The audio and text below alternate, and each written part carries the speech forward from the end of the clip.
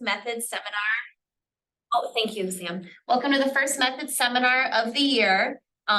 This is going to be a great seminar. I'd like to introduce Dr. Felice Scherban. She is an associate professor at Drexel School of Public Health.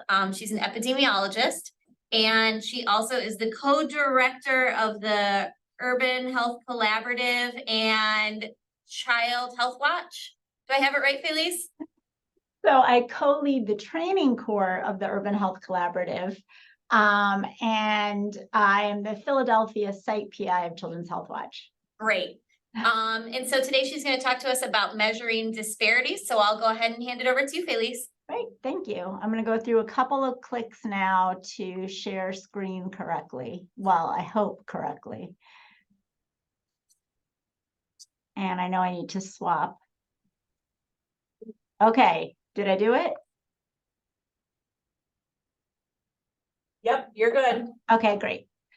Okay, well, nice to see you this morning. As Sarah said, we're going to be talking about, or I'm going to talk about measurement of disparities. So I wanted to start off by just getting on the same page about what I mean by disparities. There are many different definitions out there. My favorite is by Paula Braveman, who defines health disparities as potentially avoidable differences in health and specifies that these differences systematically place socially disadvantaged groups at further disadvantage on health. What I really like about this definition is specifying that these are potentially avoidable differences. And I've put below a couple of other definitions and colored in the same colors, the kind of the parts of them that are the same across definitions. Oh, you've probably already noticed that I'm sometimes looking to the side because I have notes on my other screen to the side. A few years ago, the National Institute of Minority Health and Health Disparities at NIH developed a whole new framework around health disparities that's being applied really across the NIH. They had a supplement in AJPH with a series of articles about this framework.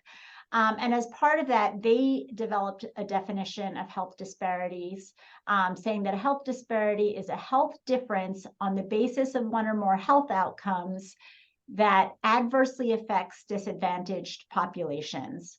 So again, these common elements of it being some kind of a difference in health, and that there are specific populations who are affected by this difference.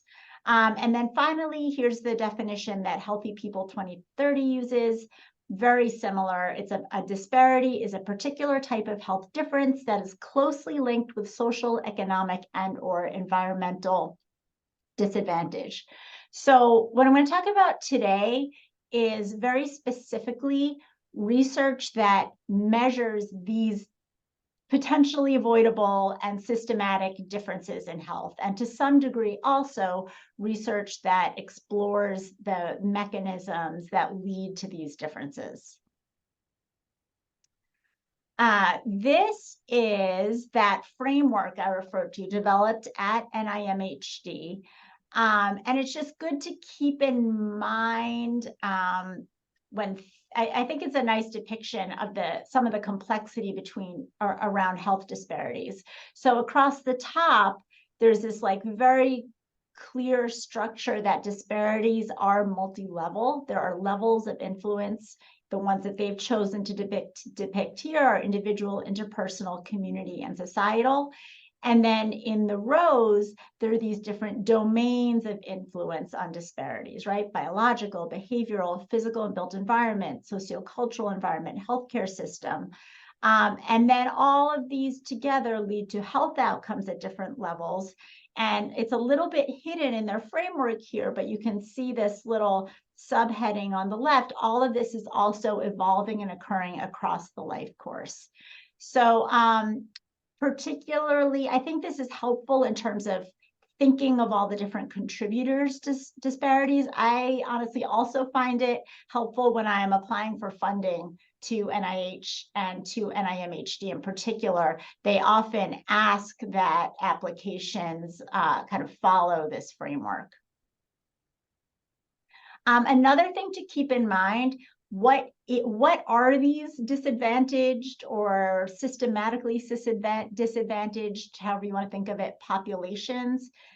There's actually quite a bit of, there's disagreement sometimes about what groups qualify as disparities populations, but you should know that for NIH, this is very clearly laid out.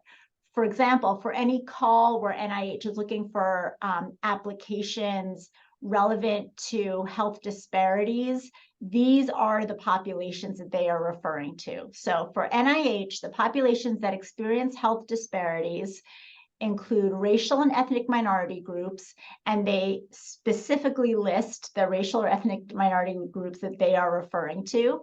So American Indian or Alaska Native, Asian, Black or African American, Native Hawaiian or other Pacific Islander, and Latino or Hispanic. In addition, NIH health disparity populations are people with lower socioeconomic status, underserved rural communities, and sexual and gender minority groups. There have been arguments, for example, Sarah and I have been doing some work around rare disease populations, and I have seen some articles arguing that, for example, that individuals with rare diseases make up a health disparity group. And you could kind of argue either way, but from an NIH perspective, these are the populations. You'll notice also at the very bottom of this slide that they have, you can tell that there had been some discussion about what qualifies as health disparity populations, because there's this other note about other fundamental characteristics, which I'm not sure what that means. I think they mean characteristics that they discussed and decided not to include in the list of disparity populations. And in that, they have included sex and gender, disability, and geographic region. Okay. I also want to just take a minute to talk to define not just health disparities, but healthcare disparities. This is a definition that the IOM put out, Institute of Medicine, in 2002. They were specifically referring to racial and ethnic healthcare disparities, but you can kind of alter the definition for other disparity groups. And what they said are that healthcare disparities are racial and ethnic healthcare disparities are racial or ethnic differences in the quality of healthcare that are not due to access-related factors or clinical needs, preferences, and appropriateness of intervention. So a slightly different flavor of definition. And there's this really nice picture of what that looks like, right? If you have quality of healthcare, what this is just a bar graph where, let's say that non-minority groups have a higher, this is like a bar graph, have a higher quality of care than minority groups. So the difference between these bars is the difference in healthcare. However, what this picture is specifying is that difference is made up of factors related to clinical appropriateness and need and patient preferences, to healthcare systems and other environmental factors, and also to discrimination. And it is only those two bottom buckets that are part of the difference that define what is an actual disparity. So I'm going to move now into, well, I'll stop for a second. Are there any questions or comments before I move on? I'm looking to the side because I have the little pins up on the side. Okay. So measuring health or healthcare disparity, there are a few considerations you have, right? If you're thinking of measuring a disparity. One is to choose your outcome. And really, this is similar to any other analysis where it depends on your research question. It depends what you're interested in. Some considerations that you might have that are specific to measuring healthcare disparities is simply whether your data for whatever outcome you're looking at is available disaggregated by your disparity groups, right? You can't look at differences between groups if you don't have the outcome broken down by those groups. And then also what often becomes an issue is sample size. Once you disaggregate by groups, you're chopping your data more finely. So making sure that you have the sample size to support that disaggregated analysis. You also want to think from a theoretical standpoint, which outcomes you hypothesize would be subject to disparities, as opposed, for example, in a healthcare outcome, as opposed to those differences that might be purely attributable to patient needs or preferences. Another thing to consider is whether there are outcomes where you think there have been changes in disparities for some specific reason over time, and you may want to track specific indicators over time. There's actually, this is part of that NIMHD supplement in American Journal of Public Health. There were a set of recommendations to harmonize health disparities measurement. And one of these recommendations was to develop some set of responsive and actionable indicators that could be used to track disparities. So the examples they give here are premature or excessive mortality, incidence or prevalence of whatever health outcome, self-reported outcomes of functioning or symptoms, health behaviors, clinical outcomes, and burden of disease. So pretty comprehensive. I think the goal here is just to be thoughtful about which indicators these will be. Okay, so once you've nailed down and this is going to be somewhat iterative, but let's say you've nailed down your outcome, then you want to think about which groups you're comparing outcomes in. And again, this is similar to other analyses where you want to think about which groups you think will have differences and which groups you have data to measure. Another thing that you should think about is that there are kind of two ways to measure disparities. One is pairwise comparison. So for example, if you were looking at education-based disparities, maybe you'd have a reference group, which is, those with a college education, and then you do a series of pairwise comparisons. Well, how do individuals who have a high school degree, how do their outcomes compare to those with a college degree? How about those with less than a high school degree? How about those with a technical degree or vocational training? But there are also measures, and I'll just give a quick snapshot of these later on in the presentation, of more summary measures. What is the totality of disparities across a set of groups? So ways to quantify in one number the totality of, say, education-related disparities in such and such outcome. But I'd say the more common way we see to measure disparities is with these pairwise comparisons. And when you are doing that, you have to think really carefully about what the reference group will be, right? So it's, in the example I just gave, the reference group was people who have a college degree. And so in general, that's a common choice to choose whatever group is most socially advantaged. Another way you can think of it, and another way you could do it, is to use the best off group for your particular outcome as the reference. And the idea there is that best off group represents kind of the goal, or what is attainable by all groups. The reason that's different from using the most socially advantaged group, right, is that there are some outcomes for which the group that's experiencing the best outcome is not the most historically socially advantaged group. One example of that is, for example, low birth weight. Low birth weight rates tend to be lowest in the US among Latina mothers or people, but that is not the most historically advantaged group. So there are pros and cons each way. The important thing is just to state explicitly, to be thoughtful about who your reference group is, and then to state explicitly why you have chosen the group that you have chosen. Other options besides the best off group for that outcome or the most, advantage group, are you could do all pairwise comparisons.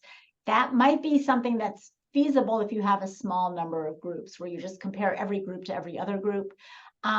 You can look at the population average as the reference. There are methods where you can kind of pool together all groups who are doing better than your comparison group and use that as the reference. And then there are also situations where rather than looking at another group specifically, you can have a fixed or a target value, right? And just compare all groups to that same target. Felice? Yep. If I could ask a question. Uh-huh. Within your different reference groups, what about a group that is different in that single factor that you're interested in, say if it's race, and you have a concern about disparities in treatment of Native Americans. So, but otherwise you take a random group from the population matched on all the other demographic variables, but they're not Native American. Yeah, I would say that sounds like kind of a variation on this idea of using a population average as the reference, but it's like a select population average, not including your group. And that's also that's a great option as well. But somehow these other comparisons are it's predetermined that you're going to find differences, but you don't know whether it's that factor you're interested in or something else that it like best off group for that outcome. So it's a foregone conclusion what you're going to find, right? Disparities. Yes, to some degree, yes. But I think what this is leading into is a really important issue that I'm going to talk about in a couple of slides, but let's come back to it if I don't address it enough, which is, what does it actually mean when there is a disparity, right? So for some, I agree, like if you're using the best off group for that outcome,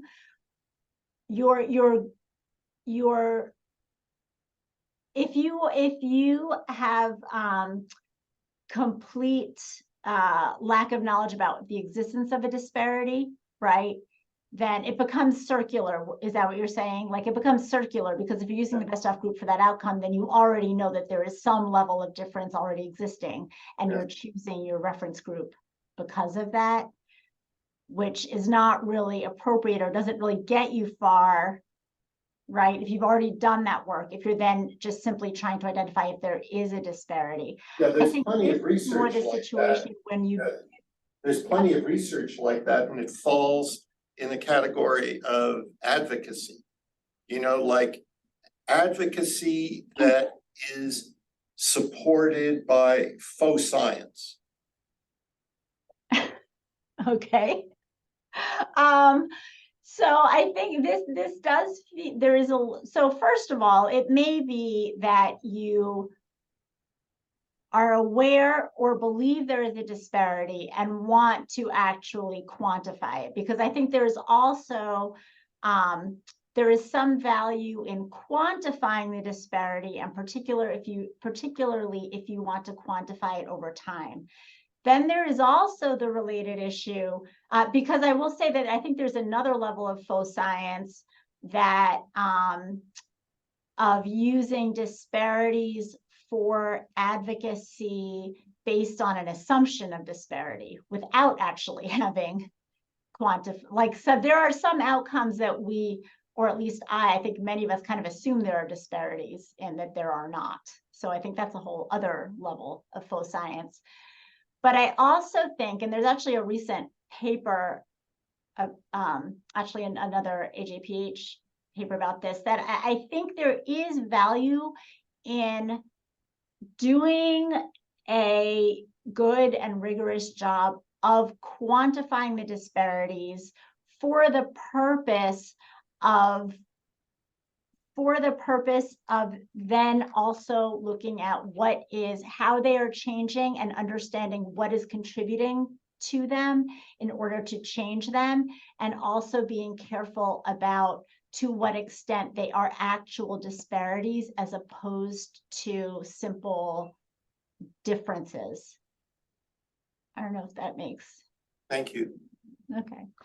But Felice, these are, I was going to say that there's also a kind of related debate about, given that we already know how many disparities there are across so many outcomes, there's also an argument to be made that when you are going to do a paper that is, for example, or an analysis that is simply quantifying disparities, how much value are you actually adding by descriptive disparities description? And I think that was redundant, but by simple descriptive disparities analyses. And I think there are many areas in which case there is still value in that because of the steps that follow. But I also do think we have gotten to a point where sometimes there's kind of lost resources doing descriptive disparities epidemiology for outcomes where we already know there are disparities, and really need to be moving towards explaining and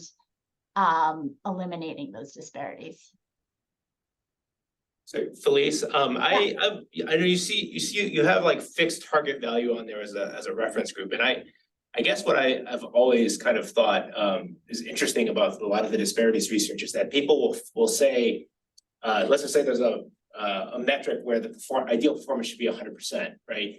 The best off group is 20%, and the disparity then maybe say the marginalized group's performance is like 15%, and so people like, hey, there's a 5 percentage point disparity, but actually the story is that everybody's doing really bad.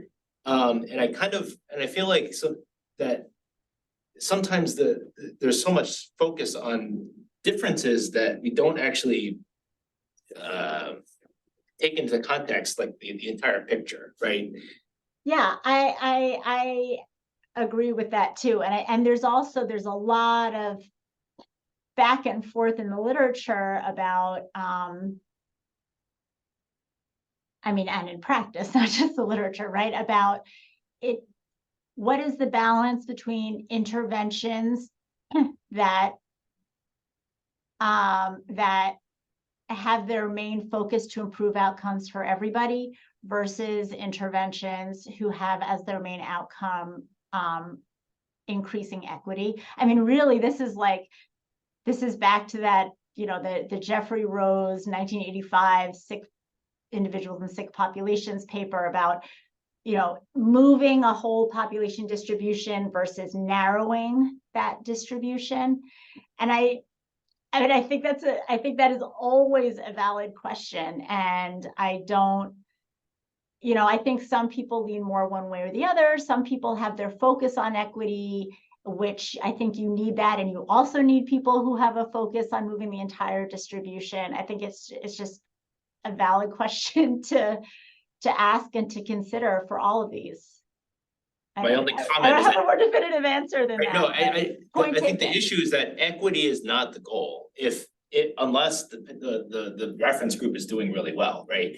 You can eliminate a disparity by essentially making, in my hypothetical example, everybody's performance is 15%, but then that's actually worse than the state that you were before. Yes, and that is Eliminated a disparity, important. but you've Yeah, so besides you're worse the off. whole weighing of moving the entire distribution versus narrowing the distribution, both of those approaches are based on an assumption that we are not going to try to narrow the distribution by moving those with the best outcomes worse.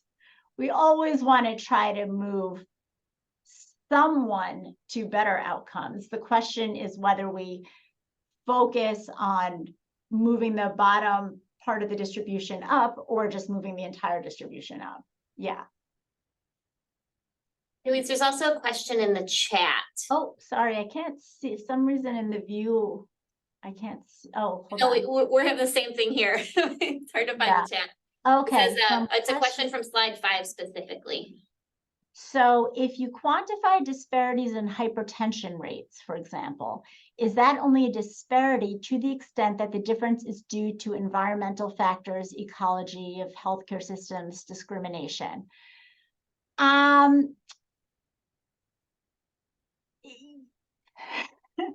There's so few black and white answers. To an extent, yes. I think where it gets thorny is, and I have some slides that get at this later, is what you define as being a part of that list of things and what you don't. So there's kind of a lot of debate, and there's still a lot of question for even for kind of, very, very highly researched outcomes, how much differences in those are avoidable, right? If we use Paula Braveman's definition, how much of those are actually avoidable, and how much of them, in contrast, this is like a term I'll bring up in a few slides, are what we would call allowable due to preferences, genetic factors that are just part of life. I do think one of the dangers sometimes is to, look at a relatively narrow set of factors that we consider avoidable, and then any difference that's left, say that that's not disparity, because I think there's often a disparity component in that kind of like residual difference. But that was a very long way of saying kind of yes.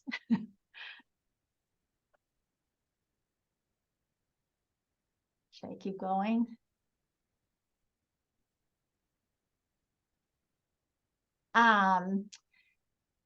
This is just I'm trying throughout this to point you, and I can send around a PDF of these slides to like various documents that can serve as good references. So this is another kind of seminal, I guess, paper by Keppel and others that was it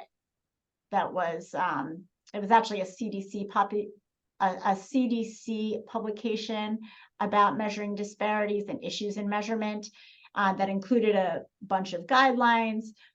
So just echoing what the last few slides said, the first two guidelines are that the reference point should be explicitly identified and the rationale for choosing that reference should be provided. So there is no right answer. It's just choose one and say why you did so.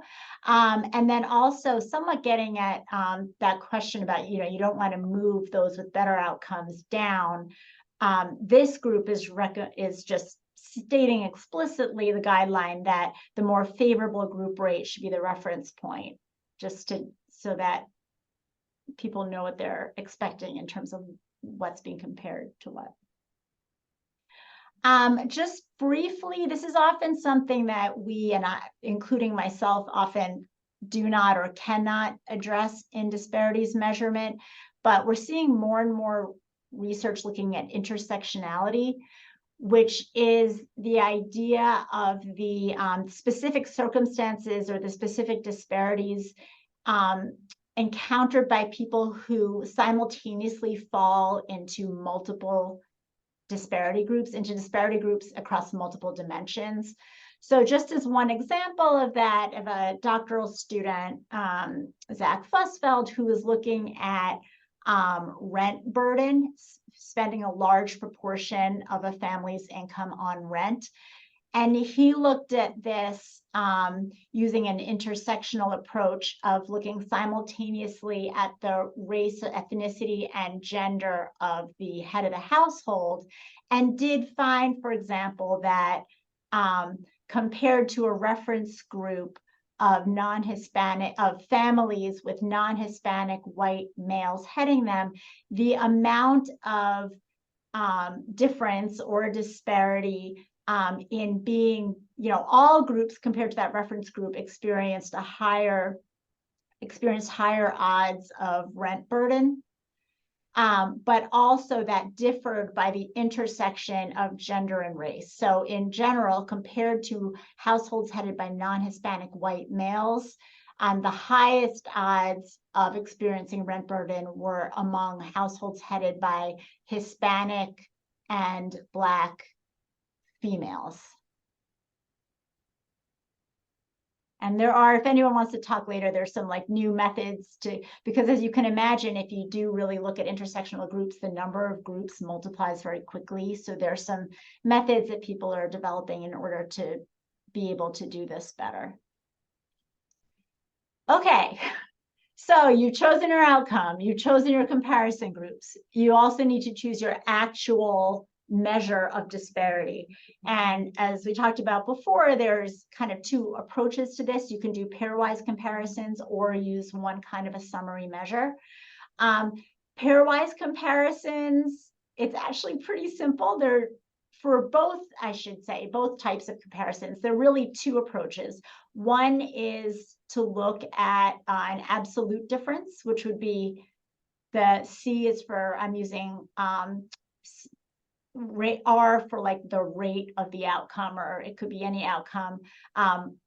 So the difference between the comparison group and the reference group, or a relative disparity would be the ratio of the outcome among the comparison group to the reference group. Either is okay. People do both. The reason this can be important is particularly when you look over time. Here's an example. Let me just move some stuff out of the way for me. Looking at gender disparities in stomach cancer mortality. And so what you see in this graph is you see stomach cancer mortality over time among females and males. And you can see this kind of gets at that, what is the equity question, or what is the disparity question versus the overall population outcome question. Both the green and the blue lines have, over the past 100 years or so, really decreased dramatically. So dramatic population-wide improvements in mortality from stomach cancer, right? But then we also have these two red lines, which look at the absolute disparity, that's the bottom line, and the relative disparity, the top line. And this just shows that we have different stories depending which one you look at over time, right? The absolute disparity has decreased over time. If you just look at the distance between the blue line and the green line, that has decreased over time. The relative disparity, right, if you divide mortality males and females, has actually increased, which if you just look at how these lines are, makes sense, right? We now have, by the year 2000, far lower mortality among both males and females. And I think the distance between those, the smaller distance between those lines is something of like a floor effect, right? But at the same time, the share of those that are among males as opposed to females is higher. So it's slightly different stories. It makes sense with both of these data. The question is, what do you do? What do you want to act on? What tells the full story? This may not come as a surprise to you, but the recommendation is generally that disparities should be measured in both absolute and relative terms. And this is particularly for something like the previous slide, where you are making comparisons across geographic areas, across populations or indicators, especially when you're looking over time. And then you discuss accordingly. This is yet another situation where there's not really a black or a white answer, but just be aware that the two different types of measures may tell different stories, and it's good to look at both of them. I will say that there was a recent a recent review that looked specifically over, I don't remember the last how many years, at papers explicitly measuring disparities, that found that the vast majority of papers, in fact, do not follow this guideline and do not report both. They tend to report one or the other. It's just a question of being thoughtful about the choice. There are also, I'm not going to delve into these, but those kinds of like summary measures also come in both absolute and relative disparity flavors. These are just a couple of examples of those measures. I'm not going to really go into what they are, but they are out there and they are internet searchable. One kind, just to give you an idea, one of them is essentially kind of a special case of just a regression slope. If your groups have an inherent order, things like income or education, as opposed to, for example, race, where there's no inherent ordering. If they do have an inherent order, you could essentially do like a weighted or a ranked regression and then use the slope of the best fit line of that as your summary measure of disparity. Which actually takes me to, I did want to take a minute to talk specifically about measuring disparities using regression coefficients, because this is a very common way to do it. So let's say you have some kind of a standard linear or logistic regression. And for example, let's say you want to look at differences between Black and white individuals. Maybe you have white individuals as the most socially advantaged group as your reference group, and then you have an indicator for Black individuals, and then you would quantify the disparity as the coefficient of that indicator. That what you need to think closely about is what that coefficient actually is. What is the B1? There's different ways you can think about it that have slightly different, I guess, implications or interpretations. So for example, you could say, you could just say, and it is legitimate to say that B1 is the disparity, depending on what else is in the model. I'll talk about that. You could say B1 is the effect of group effect of group membership. So the effect of being Black, but then versus white, but then you have to talk about what that actually means. You can also talk about it just kind of more neutrally as the difference in the outcome that remains after adjustment for all of these covariates here. Another way people sometimes conceptualize this, and there are a couple of methodological papers kind of justifying this interpretation, is it's the remaining difference or disparity, depending on what's in the model, that would occur if you equalized everything else, right? If you equalized all the other covariates in the model between groups. So you just want to be explicit about what you are meaning to measure and what you are encapsulating in that coefficient. This is one example. This was a recent paper in American Journal of Epidemiology where they broke down, it was about using causal diagrams to measure racial disparities, and they broke down what would be encapsulated in, say, let's say a race indicator. Like if you had an arrow from race to health outcome, what that really encapsulates is this, sorry, I don't know what that sound was, is this big universe of things.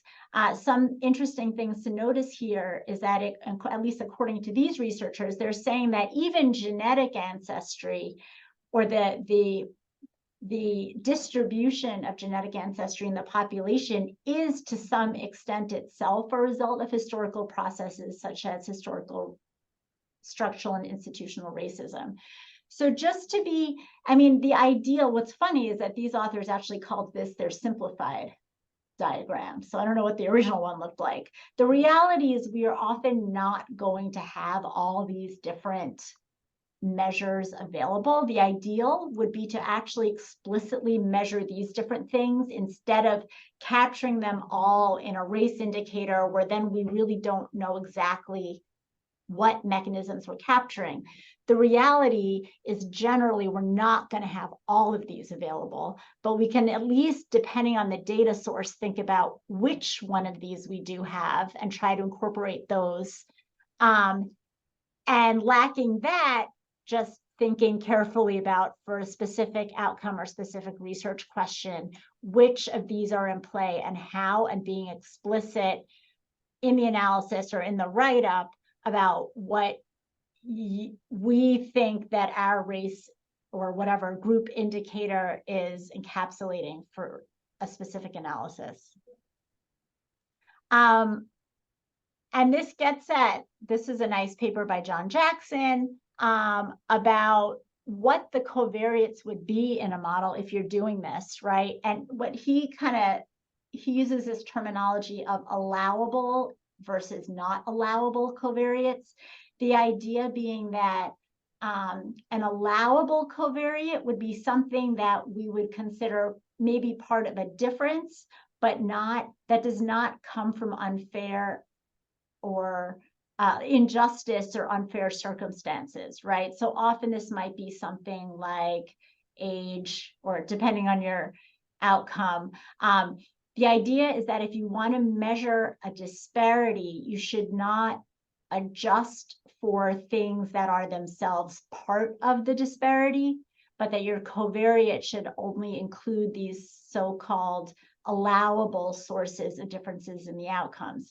Now that's easy to say, it's not so easy to operationalize, but just being thoughtful about what covariates you do understand.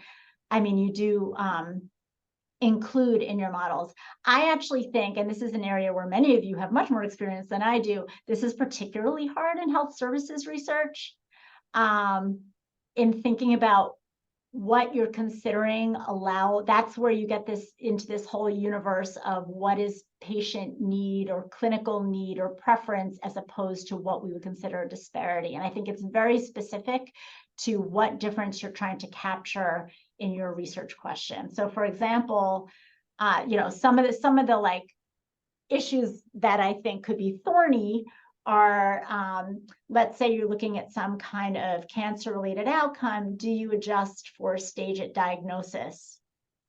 Because the stage at diagnosis is, for example, if you're looking at a racial disparity, the stage at diagnosis is very racially patterned, and there are all kinds of healthcare and health system and other social and avoidable things that affect stage of diagnosis. So by adjusting for it, you are taking away that influence and potentially underestimating disparity. However, if your analysis is very focused on some aspect of the care that patients are receiving after diagnosis, then for your specific research question, you're not looking at all of those things that influenced their stage of diagnosis to start with. And in that case, it may be very appropriate or quote unquote allowable to adjust for stage of diagnosis in your analysis.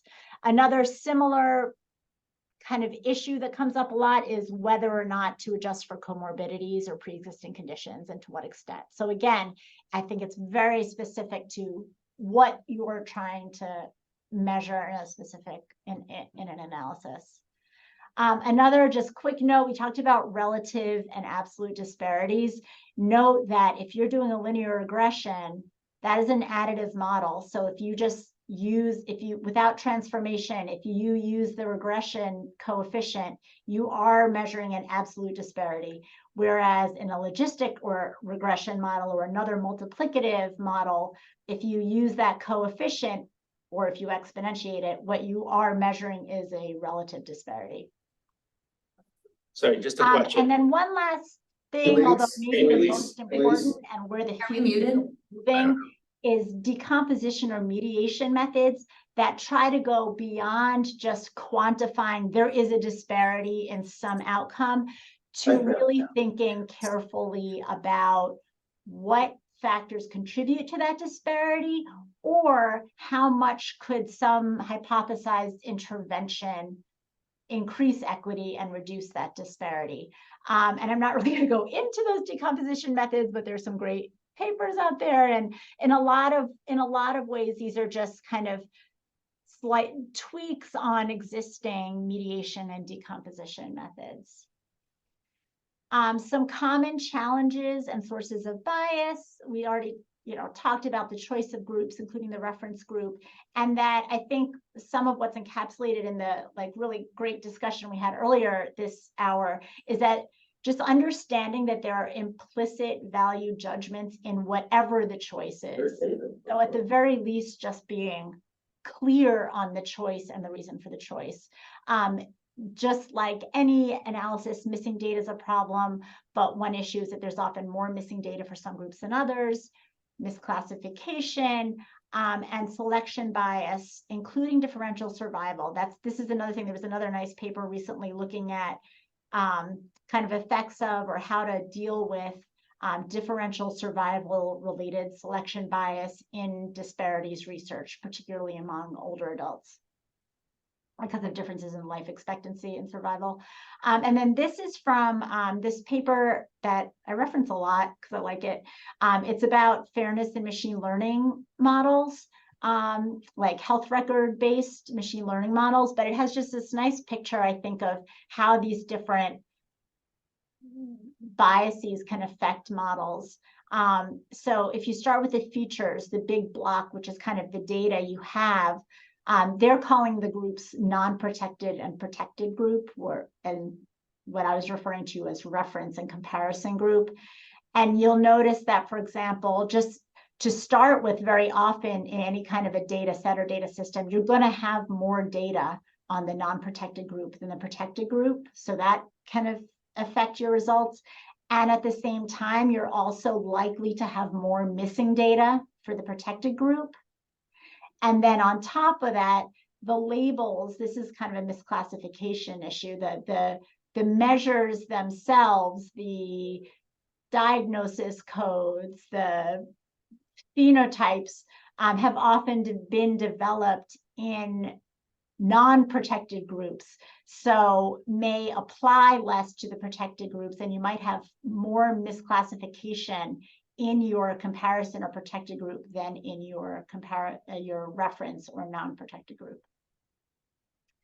So in summary, always keep in mind, these are pretty basic, similar to any research question, just trying to keep in mind, or the things that I try to keep in mind when I'm measuring disparities is, what disparity am I measuring and why am I doing this? It should be for something other than just stating the obvious. How will I measure it? How will I report it, and to whom? Which can help inform how I measure it and which type of measure I use. I think this also gets to that, issue of advocacy and what biases are there in my estimate. Oh, and I see Cal. Okay, so I'm done, and I see a chat that there's a question from Cal. Sorry, I missed that. It's hard for me to see. No, that's good. Thanks, please. I really appreciate that you coming again to give us a talk about this area on which you are such a great expert on.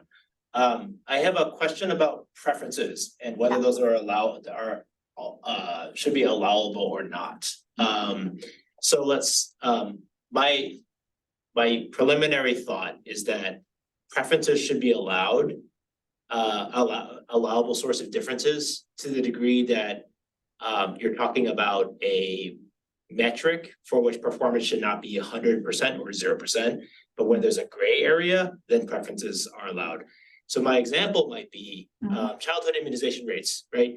Yeah. So that should be 100%, right? If I'm measuring rates of immunization among two groups, and it happens to be that one of the groups has a strong anti-vaccine kind of sentiment, I don't feel like they get a pass, right? Necessarily, right? Like that their preferences don't matter in that situation. Like, but if it's something like, I don't know, something like whether to prescribe an antibiotic for ear infections, where there's a lot of gray area, right? And you see differences there, then maybe somebody's preferences for or against antibiotics might actually matter more.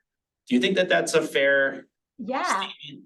Yeah, I think that's a really great statement. And I think just like laying it out the way you just did lay it out is the perfect way to do it, just so that then people are clear on what you're in any given context, what's allowable and what's not and why. Or what you're considering allowable and not and why. I think that's a really good distinction. Thank you. And very well said. Yeah, I mean, so much of this just, I think so much of this boils down to just being explicit.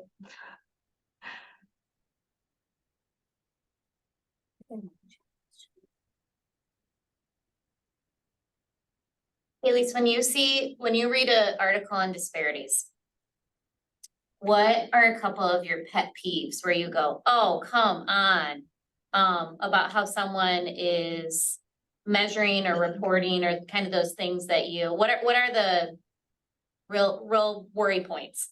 Yeah, so I think, yeah, and I have kind of pet peeves at like different parts of the spectrum, right? Like, so one is, I think I brought this up earlier.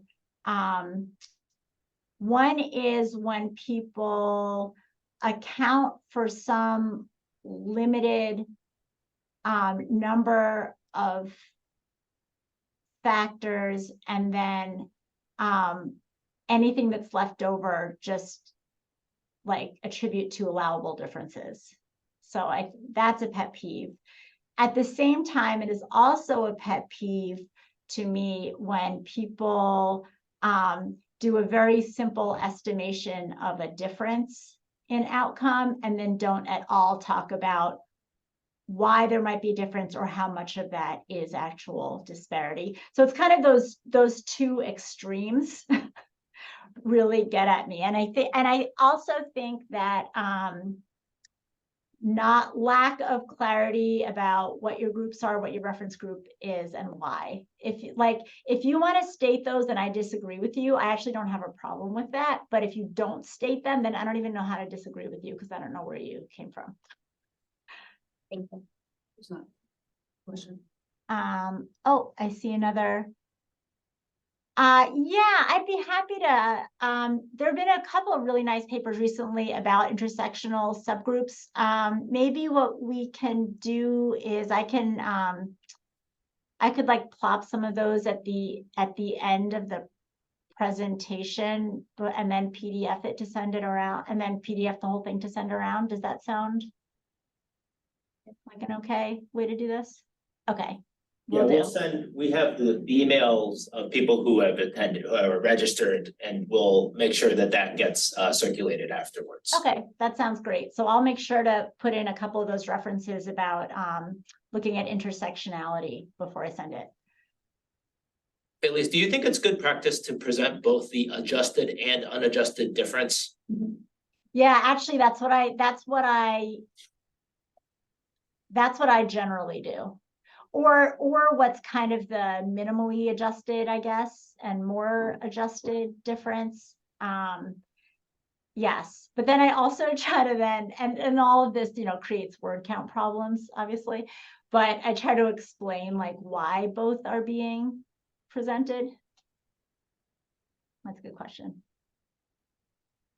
Actually, I have questions about the slides you have for the absolute index. You use the linear linear regression to generate the beta coefficient.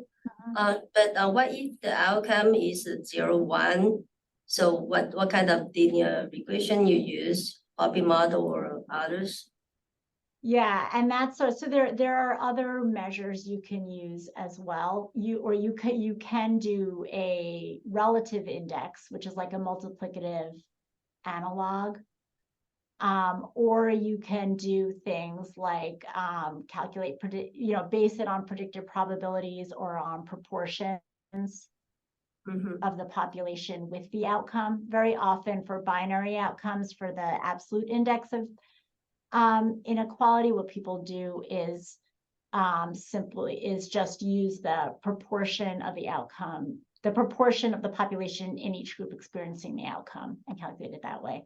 But there are many, many different measures and ways to do that. I'll also try to add, let me make a note to also add to the slides before I send them. There's this like kind of, I don't know what to call it, an app or a system that CHEAR has that where you can put in some measures and it will auto-calculate a whole bunch of you can put in some values and it will auto-calculate a bunch of different measures for you.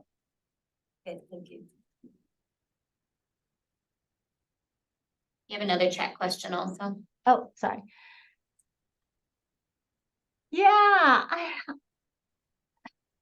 I don't know. The question is about disability status not being an NIH disparity group. I think you can see from their framework where they did consider disability status one of those, like, I don't remember what they called it, some weird term like other considerations or something. So that suggests to me that it had been under consideration as a disparity group. My guess is that the distinction they made has to do with, I'm not even guessing. I'm not sure. It may have to do with like disability being inherently already related to some health outcomes. At the same time, there's like certainly the social and economic, systemic social and economic disadvantage experienced by individuals with disability is substantial, and it shares some very similar mechanisms with those experienced by the groups who were included. So I'm really not entirely sure, but it looks to me from what they have published that they discussed it and ultimately decided not to include it. There may have been some kind of public comment period or something where there may be documentation of that discussion. Hey, Felice, this is Gary Freed. Hi. Hi, I just wanted to see if you had thought any more about something that we had talked about when we last met, which is the kind of unknown accuracy of race and ethnicity in most of the data sets we deal with. And whereas we might think that gender is relatively accurate, but we know in the very few places that people have ever looked at this, the error rates are from 10 to 20%. And although there's no definitive, like secondary data analysis is always messy, but I'm just curious how it seems to me this is still the unsaid elephant in the room when we're looking at disparities, specifically with race and ethnicity. And even when we talk about intersectionality, how we begin to even think or deal with this.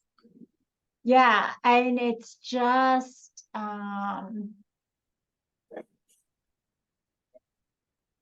yeah, I mean, that's a great point. It is messy. It is very messy. And as I think we talked about, and I remember you were getting at this at one of the presentations you did last year as well, right? It's also the collection is spotty. Within a health system, the collection the method and the accuracy tend to differ even provider to provider or staff person to staff person. And then it's hard to get straight answers on what's being collected and how. The other thing that I struggle with, as you can tell, I'm kind of like just agreeing with you without really proposing a solution, because again, besides just trying to be as clear as possible, I don't know what the solution is that there's missing data, there's lack of accuracy and misclassification, but there's also just the fact that that race in particular, but also gender, these are socially defined, and those definitions themselves change over time. So it's not even like trying to do a better job of measuring something stationary. It's like trying to do a better job of measuring something that is itself a moving target. And so I think there's I think all we can do is the best we can do, try to at least as much as we can understand how the data were collected. Try to cross-reference between multiple sources of data whenever possible, or even across multiple reports by the same person. That's kind of a not simple, but one thing that we don't do, for example, in a lot of health record systems, patients or guardians may or may not be asked to update that information, but if they are, it's often overwritten, which means that then we can't look at how much people may be changing their reports over time, which gets even more complicated, but at least helps us understand better what's going on. So I think, yeah, I mean, just trying to understand where the data came from, trying to cross-reference the data. I think the next step from that is trying to standardize collection procedures. And then the step from that is just trying to understand the underlying constructs better. Thanks. Thank you. We're at time. We really appreciate it. Thank you very much. Thank you. Bye-bye. She's good at explaining this.